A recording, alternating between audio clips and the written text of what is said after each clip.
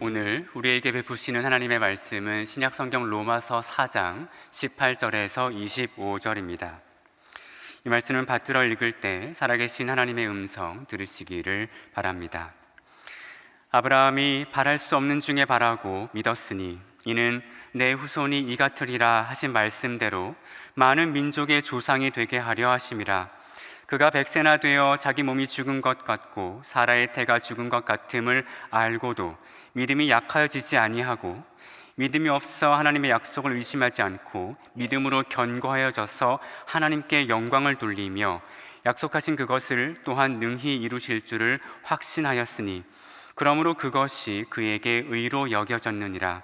그에게 의로 여겨졌다 기록된 것은 아브라함만 위한 것이 아니요 의로 여기심을 받을 우리도 위함이니 곧 예수 우리 주를 죽은 자 가운데서 살리신 이를 믿는 자니라. 예수는 우리가 범죄한 것 때문에 내줌이 되고 또한 우리를 의롭다 하시기 위하여 살아나셨느니라. 아멘. 참 좋으신 우리 주님의 은총과 평화가 예배하는 여러분 모두와 함께 하시기를 간절히 빕니다. 지난 주간 지구촌의 이목은 어느 한 굴뚝에 집중되었습니다. 정확히는 그 굴뚝에서 특정한 색깔의 연기가 피어오르기를 기다렸지요. 눈치를 채셨겠지만 교황을 선출하는 콘클라베의 주간이었습니다. 선거 이틀 만에 시스티나 경당의 굴뚝에서는 흰색 연기가 피어났고 광장에 모인 무리는 환호를 터뜨렸습니다. 며칠 동안 전 세계 언론사의 신문 지면 또 뉴스 화면은 새로운 교황의 탄생 소식과 그 장면을 내보내는 데에 분주했습니다. 교황 선출과 관련해서 인터넷에 오르고 내린 여러 장의 사진을 보는 중에 신임 교황과 추기경단의 모습이 함께 찍힌 사진이 있었습니다. 그들이 모두 바티칸 성당 그 발코니에 함께 서 있는 사진이었는데요. 모두 얼굴에 미소를 띠고 있었습니다만 다소 경직된 표정의 교황과는 달리 추기경들의 얼굴은 편안하고 어쩐지 여유로워 보였습니다. 이를 두고 누리꾼들은 교황 빼고 다들 행복해 보인다, 나만 아니면 된다는 식의 댓글을 달면서 그 성직자들의 모습을 유쾌하게 소비하는 것으로 새 교황의 탄생을 축하했습니다. 교황이 되지 못한 추기경들의 속마음은 어떨까요? 우리로서는 알 수가 없겠습니다. 다행인지 혹은 실망인지 알 수 없지요. 그러나 아무래도 한 종파의 최고 지도자 자리는 물론 영광스럽겠지만 그러나 대단히 짐스러운 자리임에 분명하겠습니다. 지도자의 자리란 그런 것이죠. 영광스럽지만 대단히 짐스럽습니다. 짐스럽다, 어떤 짐을 지다는 그 표현의 이면에는 책임이라는 두 글자의 무게가 달려 있겠습니다. 지도자에게는 책임이 있습니다. 지도자는 최종 결정을 내리는 자리이니까요. 결정을 내리고 또 그에 대한 책임을 지는 것이 지도자의 기본적인 일입니다. 지도자는 결정을 내린다.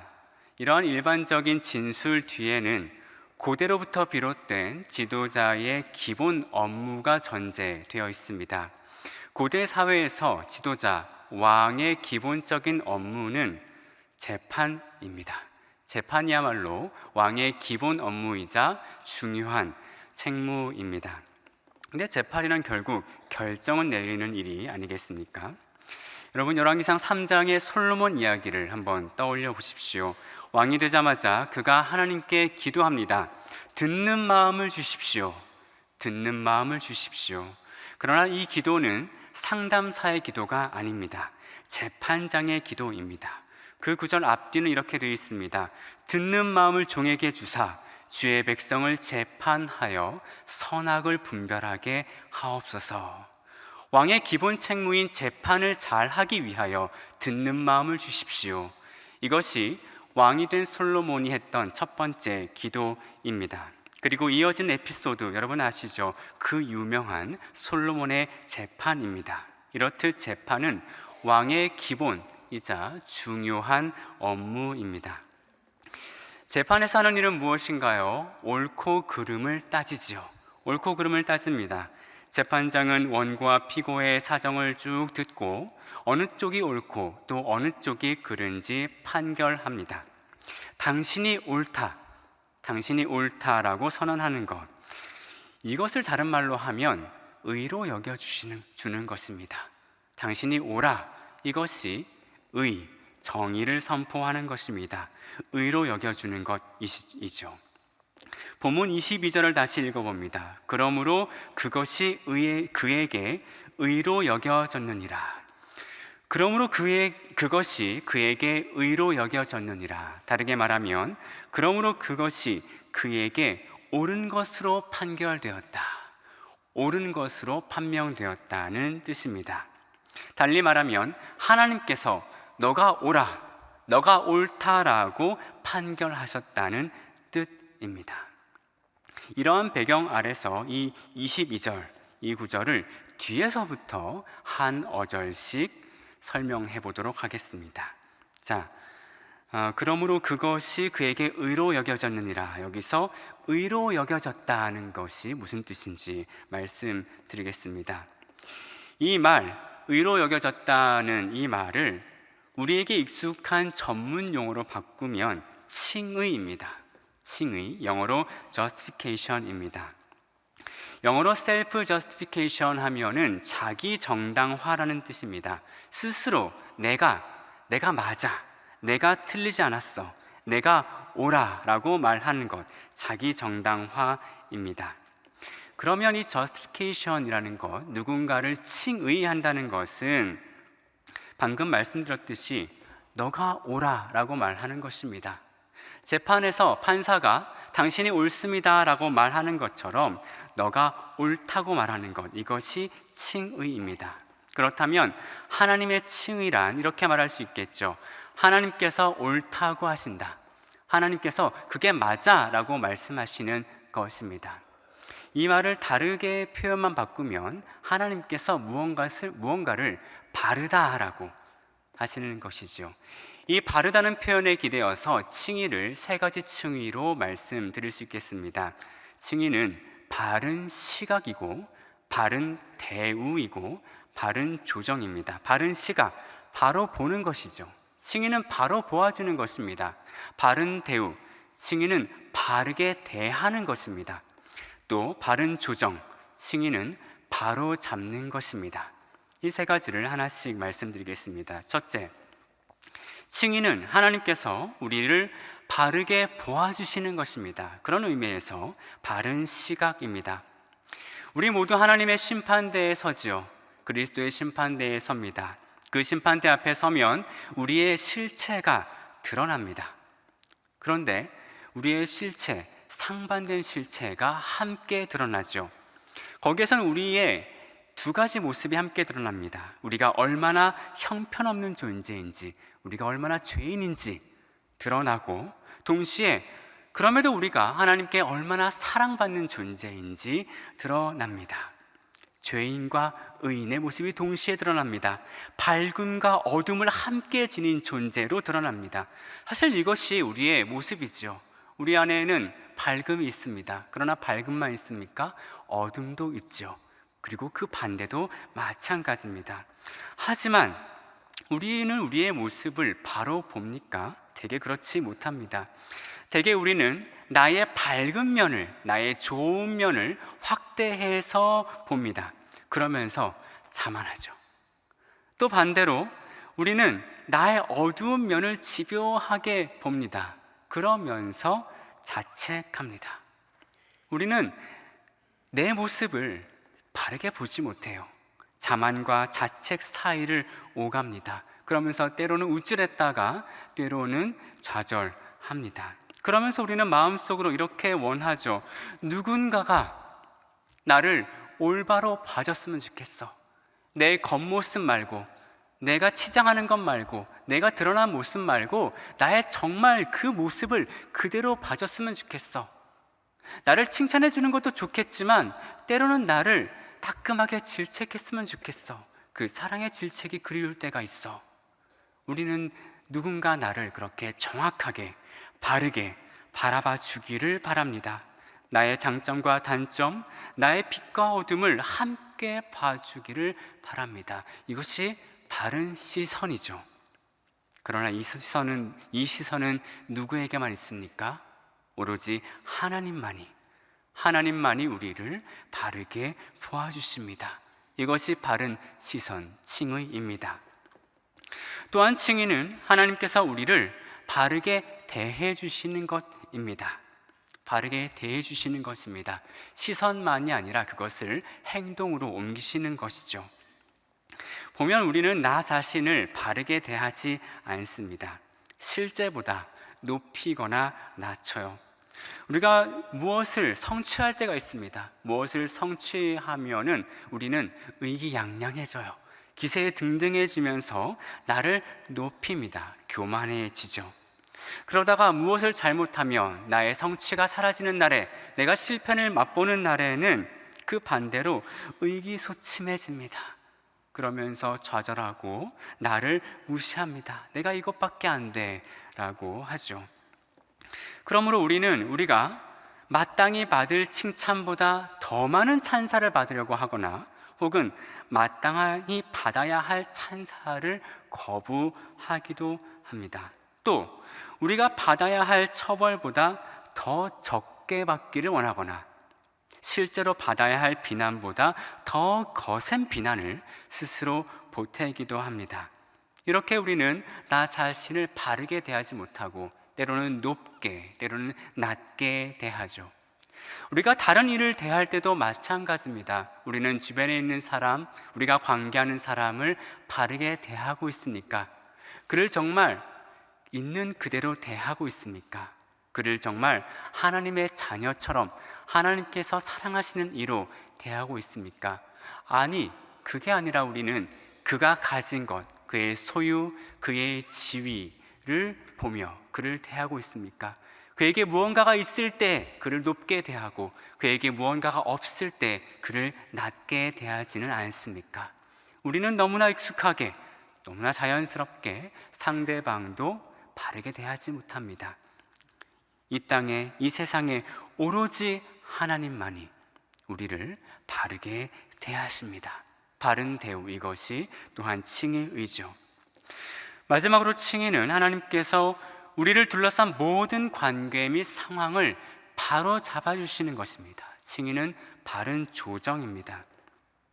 아담과 하와 이후 에덴의 동쪽에 사는 우리 모든 인류는 갈등과 반목 속에 삽니다.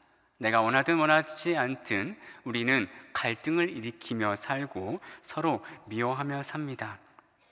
우리가 사람들과 맺는 관계는 질서정연하거나 또는 서로 정답고 다정하기보다는 어그러지고 깨어있기 일쑤입니다. 그 어그러짐을 바로 잡으려 할수록 문제가 더 엉키는 일을 우리가 경험하죠. 그러므로 거기에는 하나님의 개입이 필요합니다.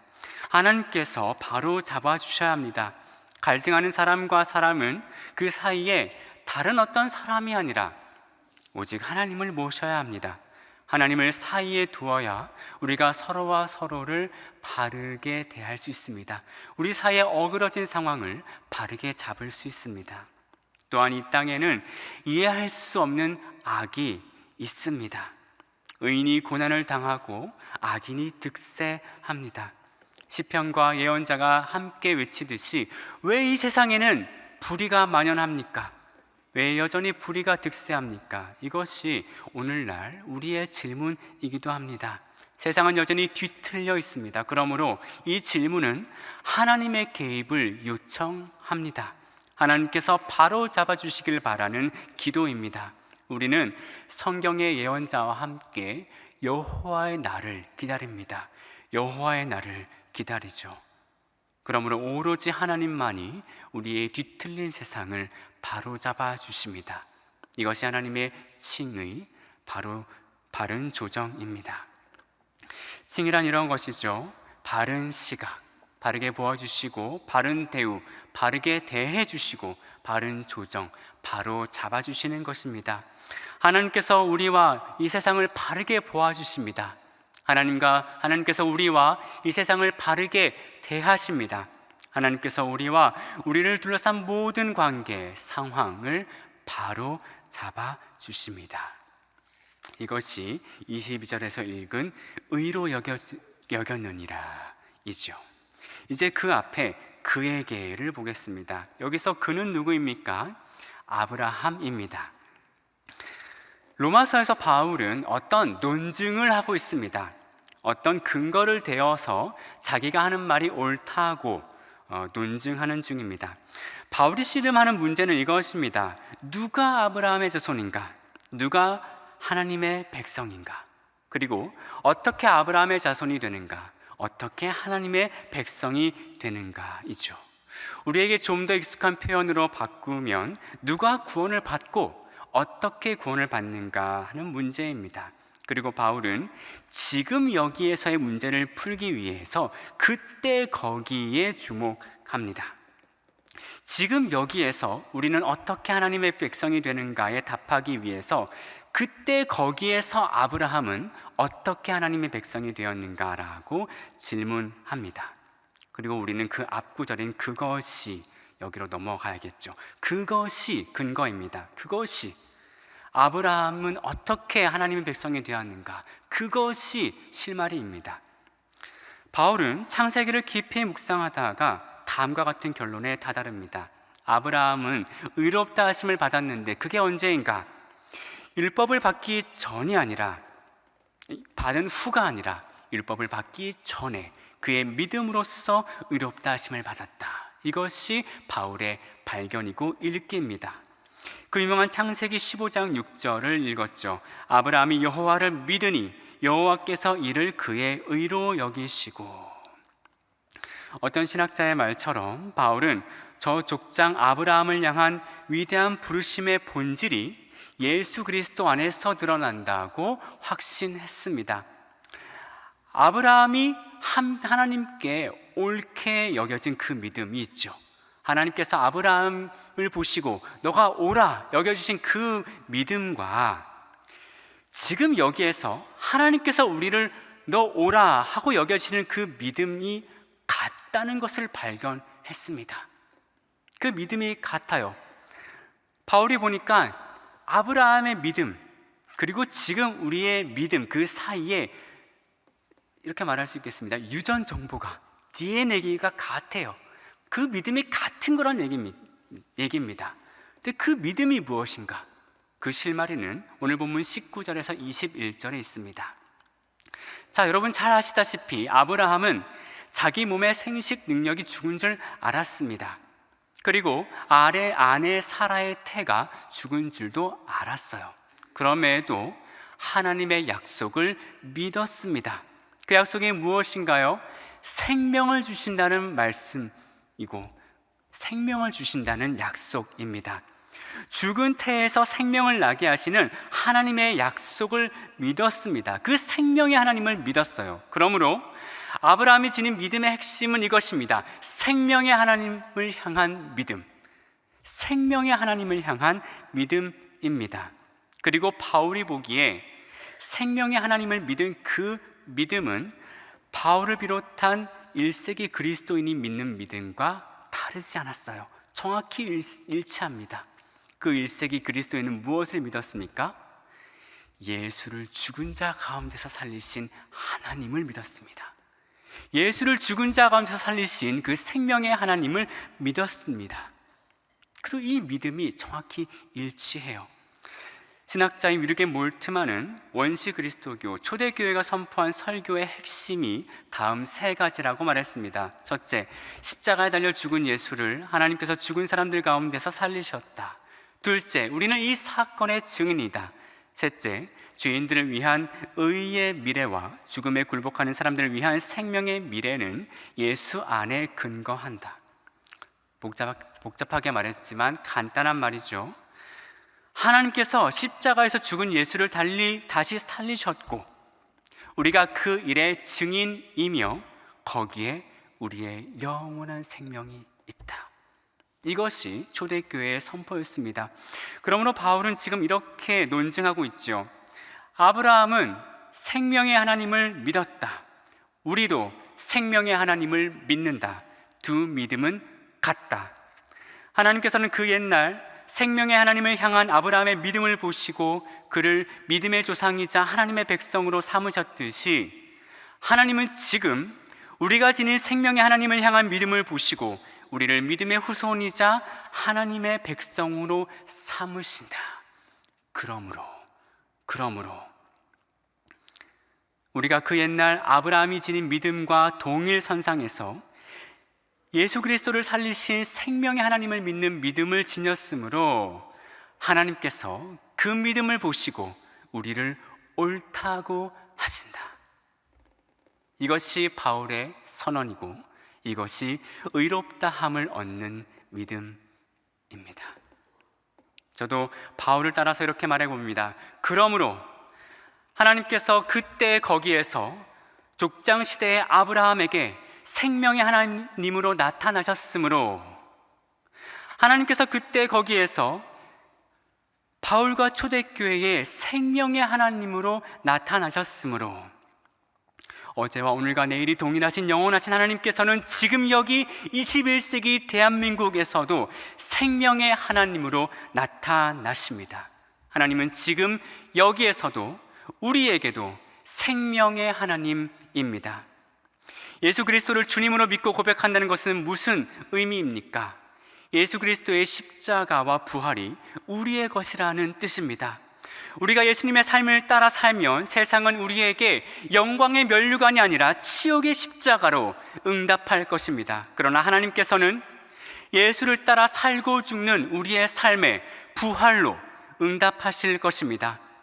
예수의 삶을 따라가면 결국 그곳에 십자가가 있겠지만 그러나 예수를 살리신 하나님께서 또한 우리를 살리신다.